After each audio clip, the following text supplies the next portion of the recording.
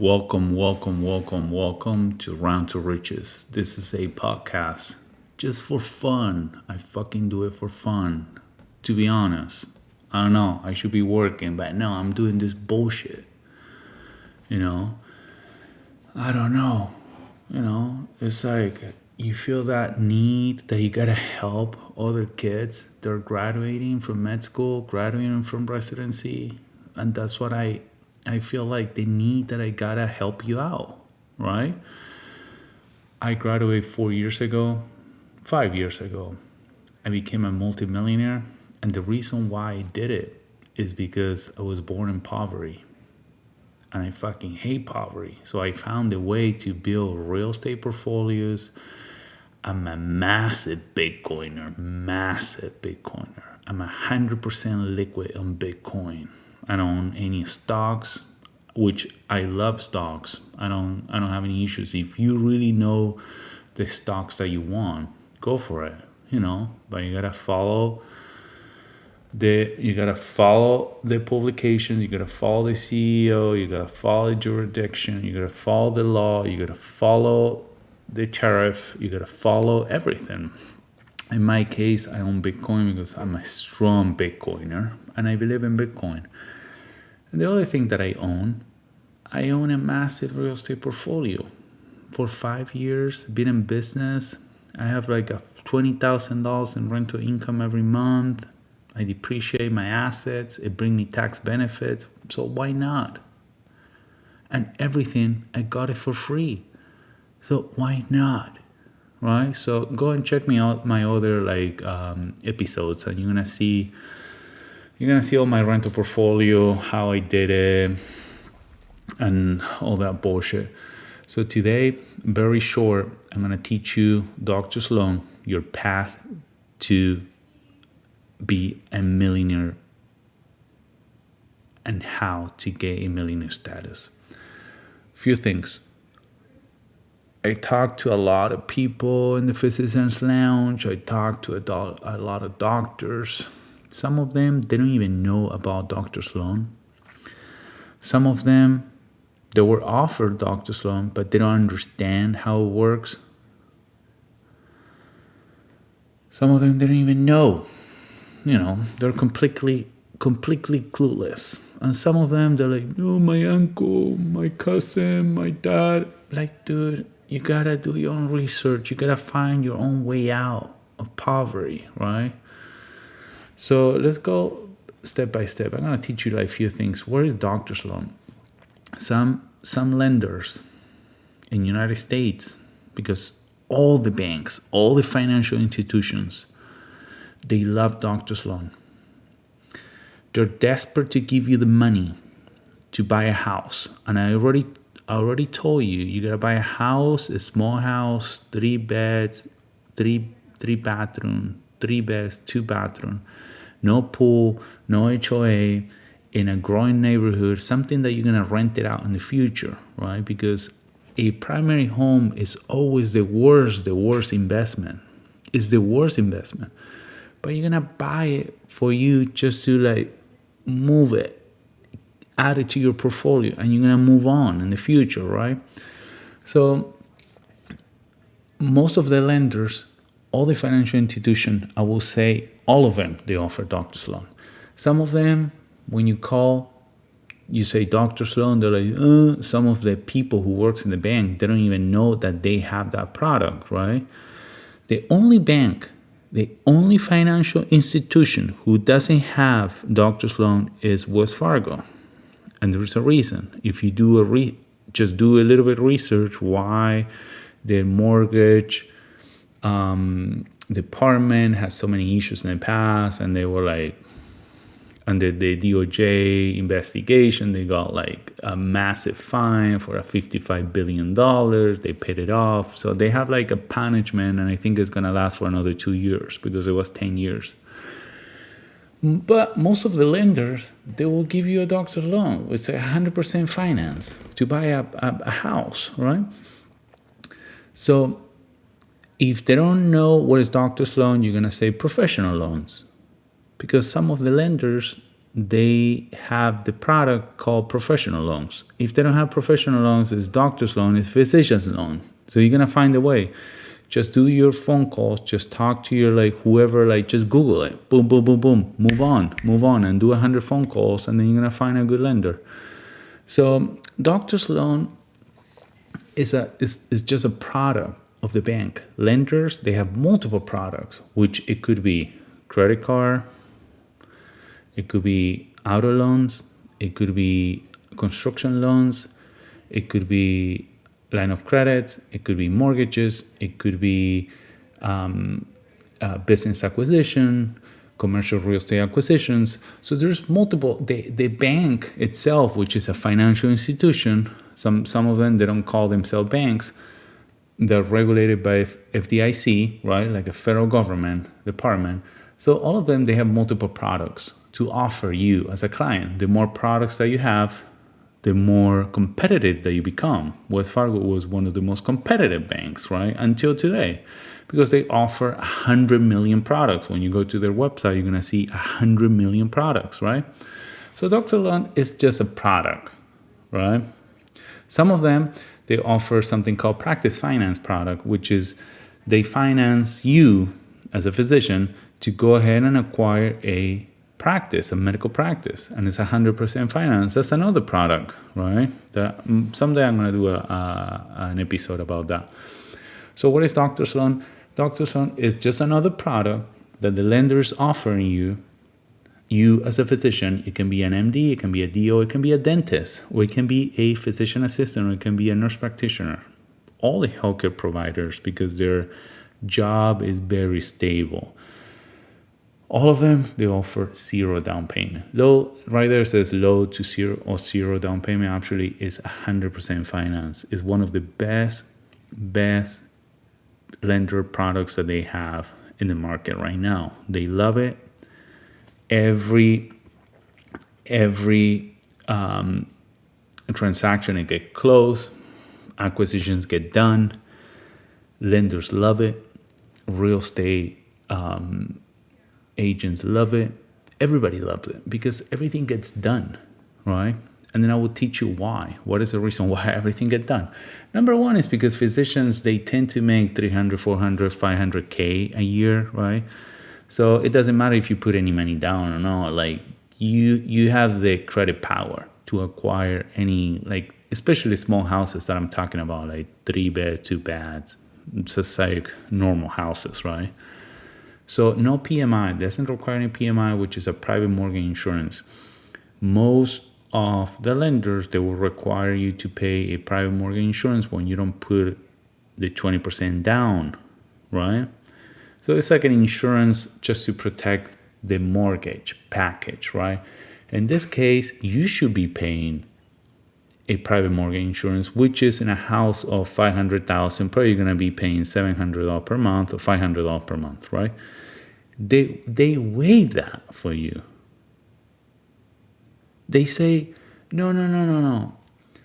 We believe that he's going to be able to pay the monthly payment of $2,800, tax included, insurance included, of the mortgage, because he's a physician, he's very stable, he never got a DUI, he never had any, he's not a felon, right? He has a stable job. We really need doctors in the United States, so definitely he's going to get a job, right? So they waive this PMI, this private mortgage insurance, so you don't even need to pay those $500, $600, $700, right? It's insane. I mean, all the benefits that you get, they're flexible with the debt to income ratios. You may have 300, 200, 400K in student loans. They don't even count that for you. It doesn't even touch you. It doesn't even matter.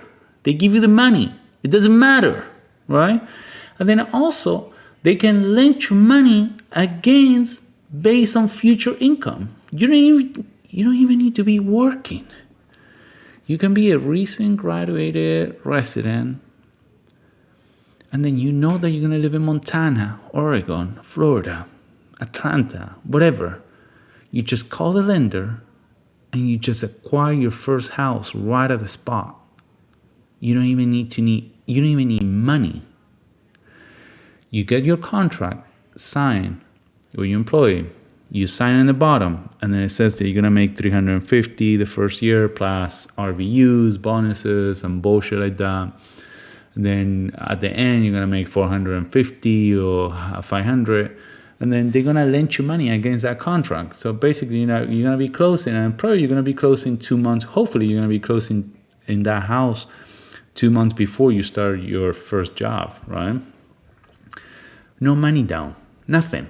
So zero down payment lenders in California. There's a list right there that I just Googled, but it doesn't really, don't even go for this, because any lender, any financial institution, they know what is doctor's loan, professional loans, or physician's loan. You can ask for anything, except Wells Fargo, because I think Wells Fargo is fucking the worst. I think it's one of the worst. So, and if you have Wells Fargo, I will find a way. Like you gotta. I mean, they're evil. I mean, it's unbelievable. But I know that they got hit really, really hard. Where are the funds coming? Where is this money coming from? Because people are so fucking stupid. Like, oh, do you think that they're going to give me money? Dude, they're desperate to give you money.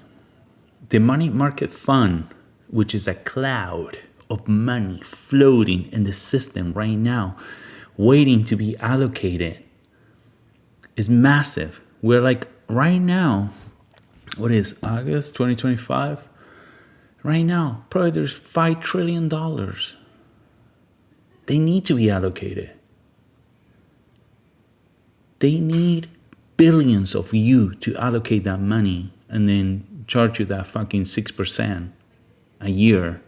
And then that's it, you know. Where is the money coming from? The bank is an institution who has money, right?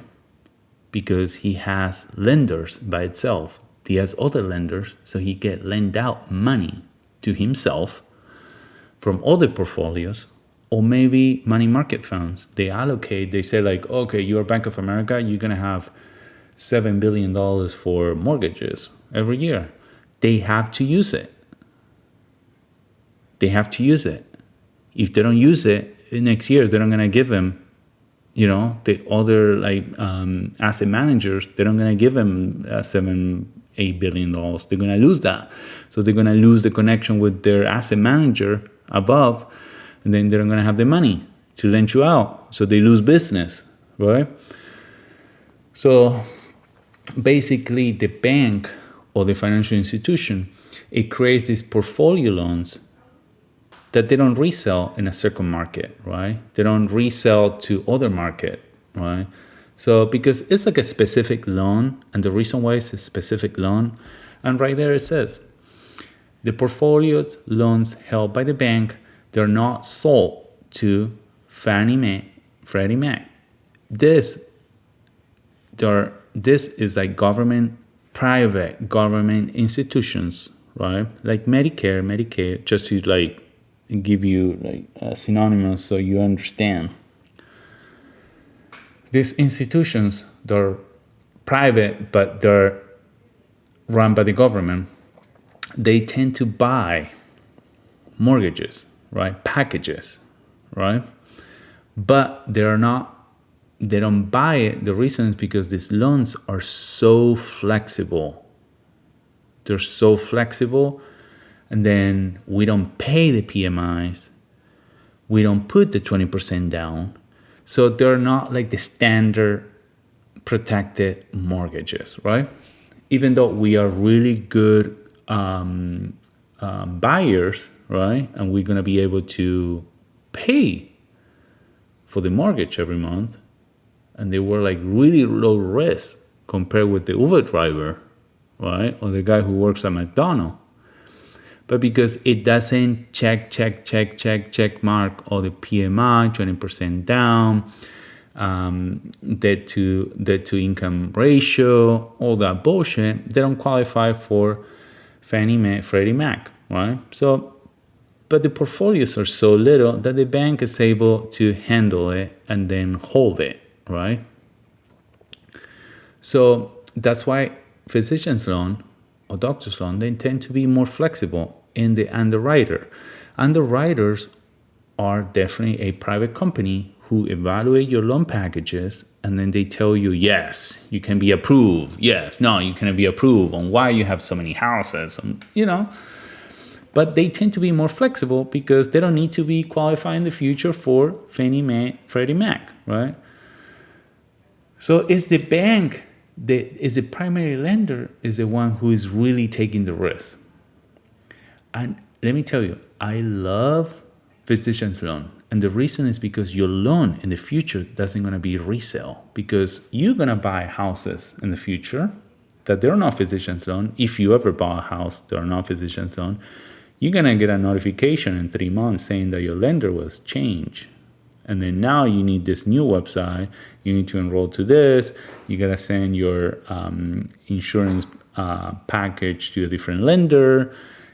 It's not complicated, but you're going to see the difference, right? When you acquire a asset property under physician's loan, you're going to see that the lender is going to be your lender forever. Until, of course, you refinance or you sell the property or whatever, right? So they tend to be more flexible in the underwriting. They're regulated by the federal government, but not guaranteed. They're not guaranteed because they're not sold to Fannie Mae, Freddie Mac, right?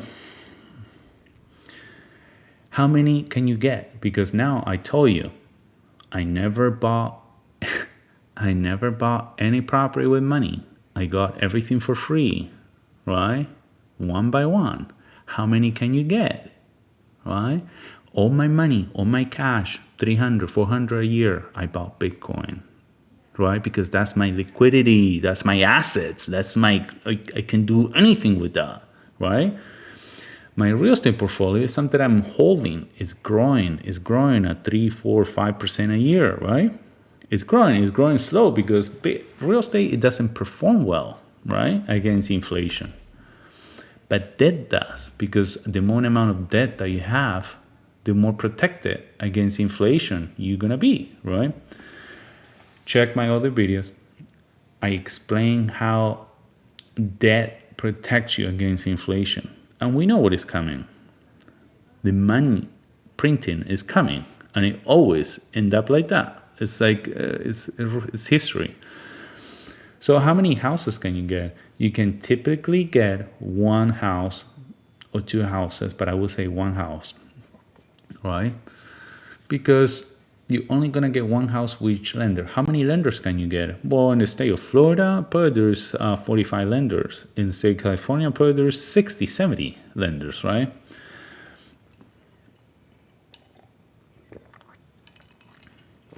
So basically, you're going to get house number one in a different zip code, and you're going to be done financed by one lender. Then in a year or in 18 months, you're going to move to another house. You're going to buy another house with a different lender. And then in 2 years, probably you're going to change your job, because we tend to change jobs every 2 years, every 3 years, right? So you're going to change jobs, or maybe you're going to change your job disposition, because you can tell them, I work days, I can drive, but when I work nights, you can say that I work nights. So you tend to get a house closer to the hospital, because you're going to be driving post shift, right? So you're not going to be driving the freeway for fucking 45 minutes. So you have the excuse to get a house next to the hospital if you need it, right? And then you're going to get another house, right? So you can get 3, 4, 5 houses. What are the perks? So closing costs and down payment. You're going to put 0 down payment. Zero. Today's day, most people, I'm talking about 2025, most people, they can't even fucking afford a house. And the reason why they can't fucking afford a house, because they're peasants, right? Because the government is printing so much money that is killing society with money. How can you kill society with money? Because sometimes you feel like you're going to kill society with bullets and guns. No, they kill society with paper. People can't even fucking afford a house. Today's day, if you want to afford a standard median house, you need to make at least $250,000. Nobody makes $250,000.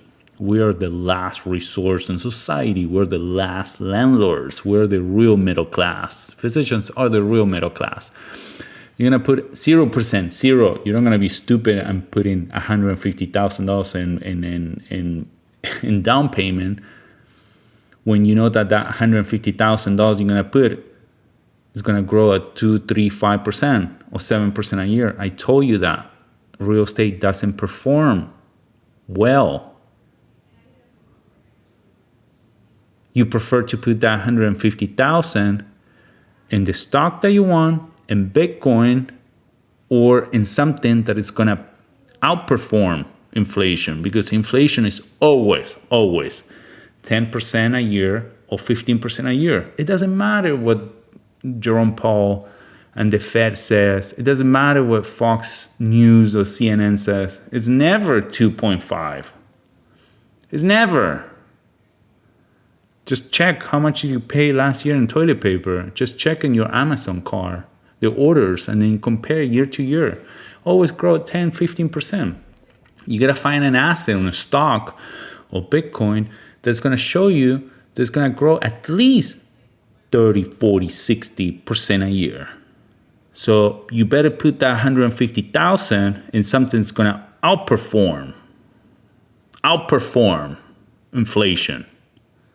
You don't want to put it in something that's going to get stuck, because if you put $150,000 in real estate, it's going to get stuck and trapped. It's not liquid. And then your daughter is going to get sick, and your wife is going to get sick, and your mom and your dad are going to get sick. I'm going to need that $150,000, but it's going to be stuck in that freaking house that you don't even need it. You don't even need it, right? That's why it needs to be a perfect strategy. You're going to acquire the real estate to hold it for 10, 20, 30, 40, 50 years, or give it to your kids through a living trust. You're going to have a family trust. You're going to give it through a living trust. So it's never going to go to the judge, never going to go to the court, never going to go through probate. So it's going to immediately, your daughter is going to be the trustee of all your properties, right?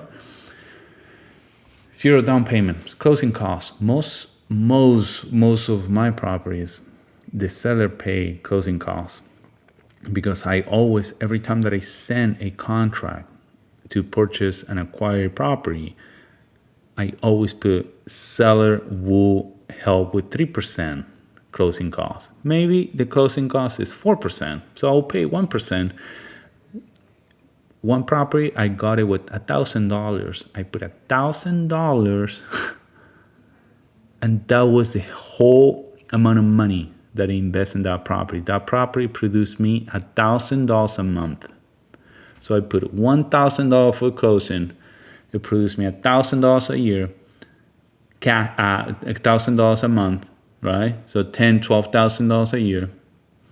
But that's not what I want. What I want is like tenants pay my mortgage, and every principal every month is $650, right? And that house today's day, I bought it for $450, right?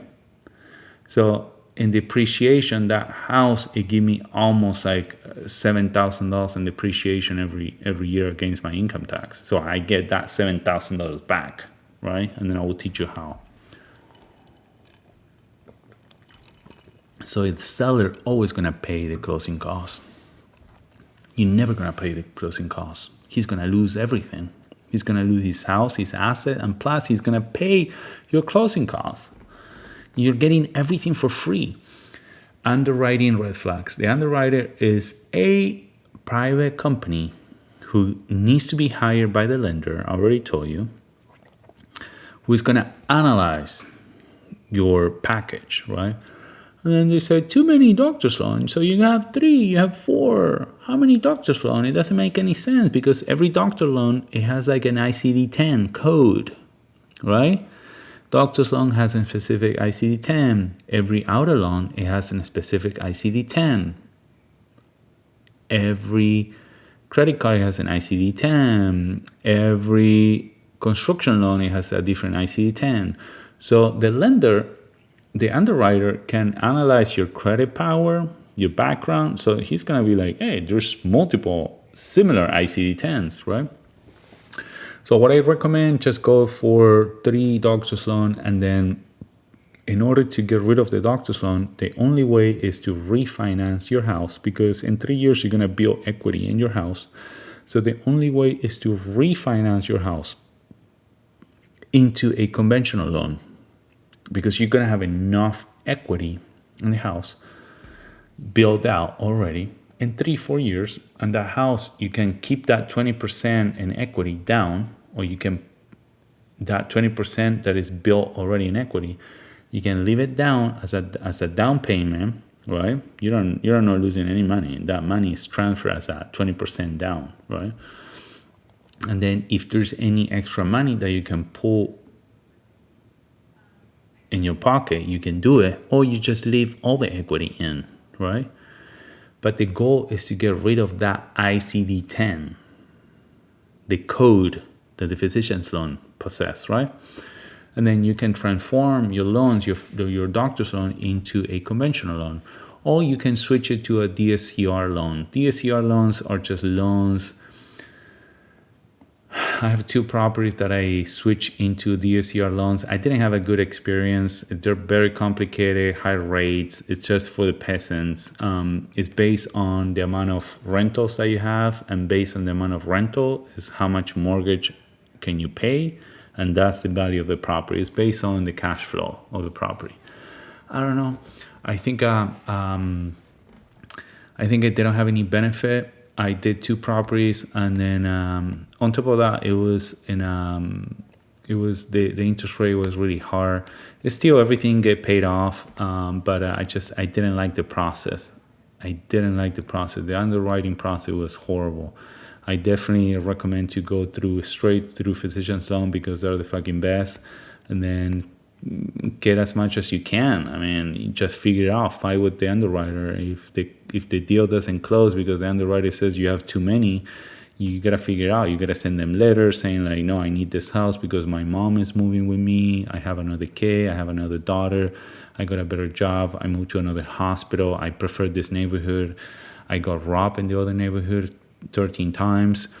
I got divorced. Or you can say whatever you want, and then they're gonna request a official letter from you. You're gonna sign it, stamp it, and then scan it, and then send it to them, and then they just need excuse, like a professional excuse, and then they're gonna give you the house. Or you can use a 1031 exchange. 1031 exchange is a tax mechanism. It's a tax strategy that you can sell a property,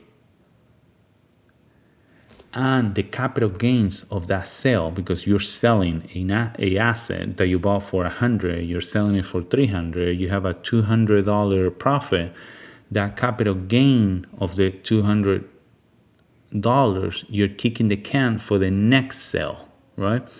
So, but the point is that you never finish the sale, right? So every time that you get a property, you can sell it in 3-5 years, right? And then the government give you 90 days to acquire a bigger property. So if you have a house that you bought with doctor's loan, and then you have $300,000 in equity, $200,000, and you want to sell it, you can sell it, and in 90 days you gotta find a duplex, triplex, or fourplex, right? And then acquire a bigger house, a more valuable house, and use that gains as a down payment, and then you can acquire something with $1 million, $2 million, $3 million, right? That's fantastic. So you don't pay any capital gains because you did that movement. You sold, and in 90 days you have that time window that you acquire a bigger property, And then whenever you do your taxes next year, you're going to tell your CPA, this was my sales agreement. This is the amount of money that I got on my escrow. This was the amount of money that it was in profit. And then this day, October, so and so and so, I purchased this property. This is the contract. This is how much I got it for. Boom. And your CPA is going to be like zero capital gain. Keep it moving, right? So 1031 exchanges are the best option to keep growing, right? And everybody does that. Everybody does that. So do a little bit of research about 1031 exchanges. So scaling your portfolio. So stack Bitcoin. Use your money to buy Bitcoin. Stack Bitcoin. Regarding your real estate, stack doctor's loan. No money down. You figure it out. Like you gotta acquire multiple properties. Whenever you get 3-4 doctor's loan, you get a refi into conventional loans, or sell your property. But you have 90 days to find a bigger property, $1 million, $2 million, $3 million, right? And recycle. Whenever you sell a doctor's loan, you are available to get another one. Remember, because the IC10, the code, doctor's loan code is going to disappear, because now it's going to be a conventional loan under your social security number. So now, boom, you're going to be ready to acquire another doctor's loan. You're building your real estate portfolio. Finally, your daughter is going to have a future. Do you understand that? Finally, your last name, you're going to be a landlord, finally, right? Use that cash flow and appreciation to expand. Bullshit, just buy Bitcoin. You're gonna have you're gonna have barely cash flow, but the cash flow, it doesn't matter. Why are you gonna be doing all this? And the reason why you're gonna be doing all this is because you are a physician, and your spouse probably is gonna be at home taking care of your kids, right? The IRS is giving you the opportunity to be reps. Reps means real estate professional status. It's a tax benefit that people who owns real estate and they participate in the real estate doing management. It could be just doing phone calls, or it could be managing other managers, or it could be whatever you think. It's you're managing, right? Reps is real estate professional status. It's a tax benefit. That's why people buy real estate, and then it's empty, because real estate has a lot of tax benefits. Have you ever went to New York and then you find out that the massive apartment in the 74th floor is empty, and they bought it just because they bought it, right? And then they're like, and you're like, oh, but they're gonna be paying mortgage, and then who fucking care? Real estate have more tax benefit than any other asset. Any other. That's why real estate is so famous, right? So reps, real estate professional status, is a tax superpower that lets you use your real estate losses to wipe out your doctor income tax legally. Oh no, but that's so illegal. Shut up. Fucking shut up. Shut up. When is going to be the day that you're going to be humble and read and study? When is going to be the day that you're going to have that eager desire to learn, right? When? If you don't have it, you're lost, you're gone, you're cooked. Move on. You know, it is what it is. If you were born as a winner, you're going to win. If you're a loser, you're going to lose. Probably you're a winner. Probably. But we don't know. I paid an income tax last year on an income tax from my W-2, $140,000, right? So that for $140,000, I got $120,000 back from the IRS due to reps. deductions. So real estate professional exemptions. So there's an IRS code. That's why it says IRC.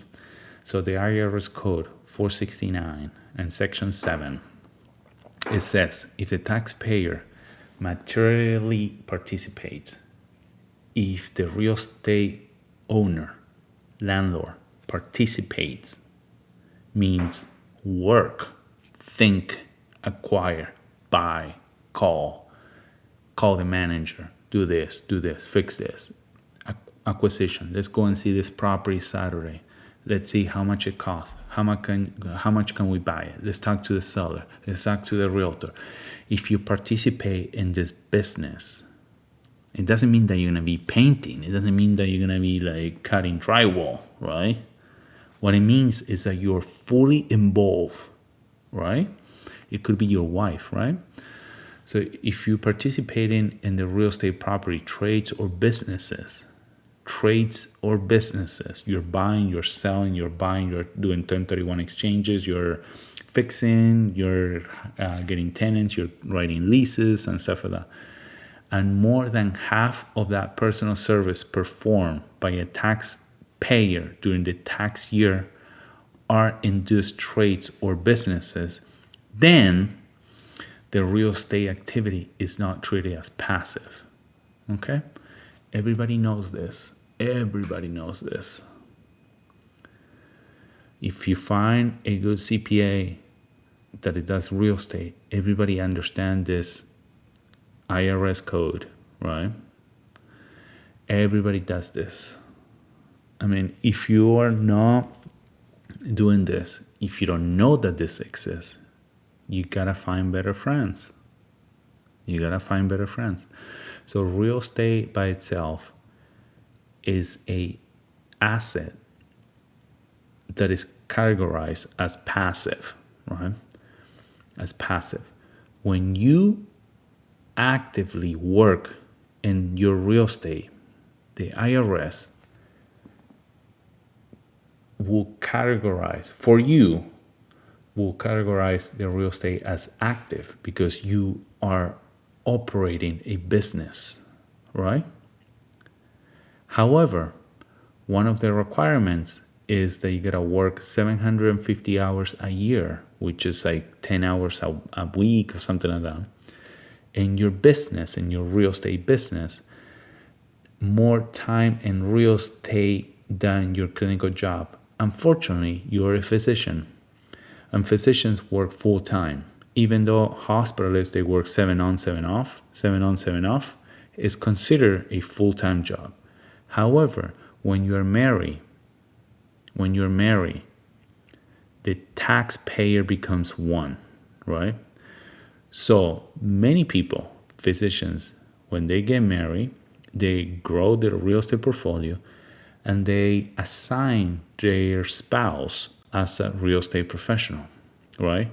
So the spouse is the one who is working those 750 hours a year in real estate and doing the real estate participation, right? It doesn't mean that your wife needs to do it. It doesn't mean, it's just fugazi. It's just fugazi, right? What is the benefit? The benefit is, as I told you before in the other video, if you have a $3 million, $4 million in real estate, let's say that you have a $4 million.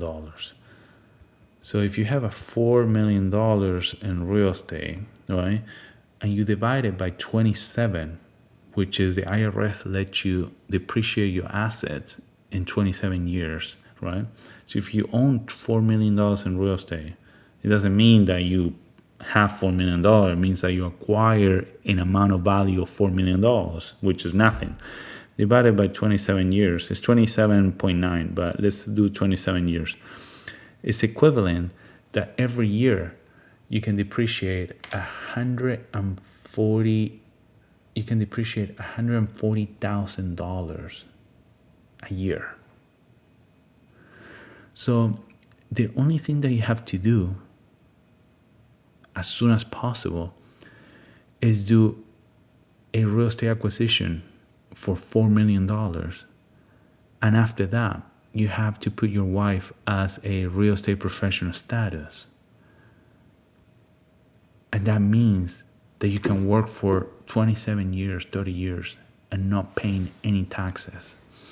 That means that you're gonna get your W-2, and then they're gonna pull every other week. They're gonna steal you $5,000. At the end of the year, when your CPA will do your taxes, and then you're gonna qualify as a real estate professional status, you're gonna show proof that you worked to 750 hours in real estate. You're gonna show proof because you have been keeping a log of all your activities. You sold a property, you bought another one, you were working, you have proof. You have invoices from your manager, from the other manager, from the handyman, from the roofer. You are working. It's a job, right? And then at the end of the year, you're gonna get $148,000 back. You file your taxes, and in 30 days, the IRS will send you a check for $148,000 tax-free. And that one, you're going to go to the bank, deposit, and you made $148,000. Do you understand that? If this is mind-blowing for you, but I'm telling you, everybody does this. Everybody. So if you think that this is mind-blowing, or you think I'm lying to you, I think that you're a damn ass, and I think that you should start reading a little bit more, and you should be a little bit more humble. So what is the benefit? You offset your active income with depreciation. Major tax savings when paired with cost segregation. I will teach you what is cost segregation. Cost segregation works. Cost segregation is a tax strategy that accelerates depreciation. The reason is because you start growing your real estate 5 years ago. I started growing my real estate portfolio 5 years ago. I didn't do reps. I didn't qualify for real estate professional status until last year, right? So the point is that my properties were there 4 years ago, 5 years ago, and then I wasn't using this benefit, right? So a cost segregation is basically is a study that is done by a company. What company? Just fucking Google it, dude. Just put like cost segregation engineers around my neighborhood, around my city, and you're gonna see a lot of companies that they do cost segregation. And you're like, I didn't know about this. Of course you don't know about this. Of course. Because you're still playing video games. Of course you didn't know. Fucking 43 minutes recording this video, and I'm almost done. So a cost segregation study is when you go to a company and they do evaluation of your property, and they charge you $1,500, $2,000, whatever, right? But that PDF that they're gonna do, they're gonna specify, dude, this property in 27 years it can depreciate it. This is the value of the property. This is the amount of the value of the land. This is property worth $400,000. Every year he can depreciate $120,000 just from this property, right? Less than $120,000. He can depreciate $8,000 or whatever, right? $20,000 from that property.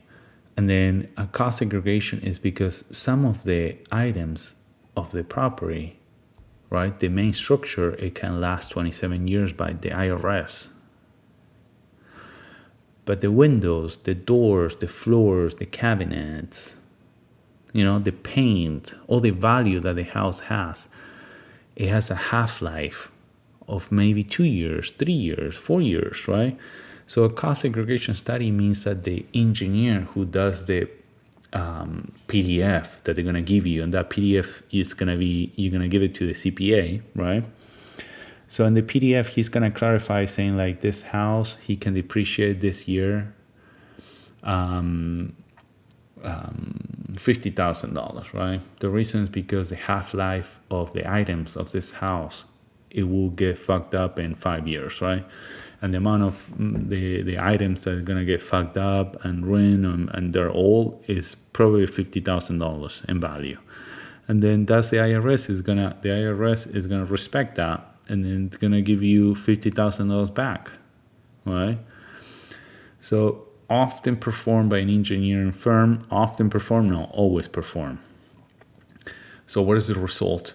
It larger losses in early years, which can offset your W-2 or your clinical income if REPS is met. Yes, if you do your cost segregation studies, because I did cost segregation, the reason is because I didn't use this benefit of depreciation for 4 years. So now I have $380,000 in a bucket of depreciation that my CPA has that bucket of depreciation, $380,000, that next year, if I do, let's say $3 million in income, and I have to pay $380,000 a year, I will pay it. By the end of the year, I will get the $380,000 back because I have that depreciation value in my bucket. And then I will use reps to get it back, right? What does the IRS says about the IRC, which is the Internal Revenue Code 469? Rental real estate is generally considered a passive activity. I told you, real estate is a passive activity. However, real estate is a passive activity, meaning losses can only offset passive income. Passive income means when you sold the property and there's a capital gain, right? An active income is when you do your job, right? An operating company. So rental real estate is generally considered a passive activity, meaning losses can only offset passive income, no active income, like your physician's salary, right? But under Section 469, Section 7, right, when you're a real estate professional status, if you meet both of the items, which is rental real estate becomes a non-passive. It becomes a active business because you're participating in the business. You're driving, you're talking over the phone. What are the things that what is the requirements you're gonna meet? This one. Requirement, 750 hours a year in real estate. You gotta materially participate. Means that you gotta do phone calls, all the stuff that people from real estate do, right? Unlikely it's gonna be you because you're gonna be working in the hospital. The IRS doesn't gonna let you be a real estate professional status. But if you're married and then you have a wife and she has a part-time, because most of the wives, they have part-time for the freaking first 5 years, but then later they don't work anymore. So they're the perfect candidate to be reps, right? Because they can participate on this because they don't have to do shit, right? So, but under Section 469, right there in the bottom, it says if you meet both tests, rental real estate becomes non-passive, which means becomes active, allowing rental losses to offset your W-2 earnings. Final strategy: buy with doctor's loan. Don't use money to buy real estate because real estate never outperforms inflation. And on top of that, real estate is the only way to acquire more debt. You want the largest amount of debt possible.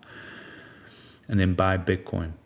Then number 2, repeat with different banks. Switch lenders, right?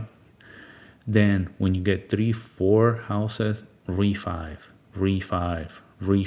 with the same lender, or get another lender and refi into a conventional loan, or sell the property and you have 90 days to do a 1031 exchange for a bigger property, a 4-plex, a 6-plex, right?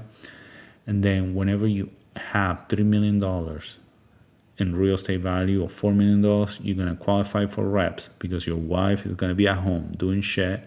So she's going to qualify for reps, right? You're going to teach her a little bit how to do the real estate management, how to follow up. I show you in the other videos. And then use that depreciation to offset your taxes. You're going to be making more money in the future with this strategy than the money that you're going to be making as a physician, right?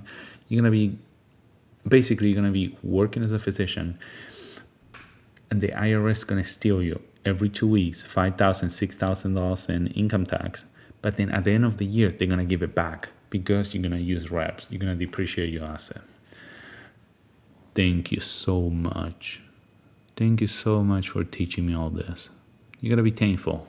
You gotta be glorious, And follow me for more. Just like my videos, send me a message, and I bet you didn't even know about this, but it took me a while to understand. I'm probably I did 100 million phone calls for this. Bye.